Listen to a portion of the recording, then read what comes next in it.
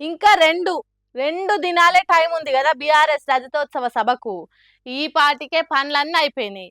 అయితే మీటింగ్కి అందరు బీఆర్ఎస్ లీడర్లు వస్తారు కదా, అందరు లెక్క మనం పోతే ఏంది కొత్తది అనుకున్నట్టున్నాడు ఈ పెద్ద మనిషి.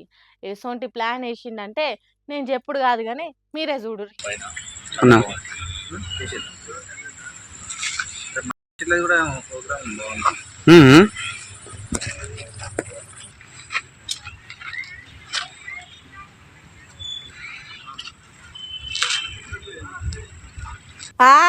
ఏమన్నున్నాయా గులాబీ కార్లు? పార్టీ గుర్తు తగ్గట్టు అచ్చు గుద్దినట్టు బరాబర్ అట్లనే ఉన్నాయి లే కార్లన్నీ. పెయ్యి నిండా గులాబీ రంగు పూసుకొని బీఆర్ఎస్ రజతోత్సవ సభకు ముస్తాబైన ఈ కార్లు మొత్తం ఈ నెల 27 తారీఖు వరంగల్ల భారత రాష్ట్ర సమితి పార్టీ రజతోత్సవ సభ ఉంది కదా, అదే బీఆర్ఎస్ పార్టీ సభ.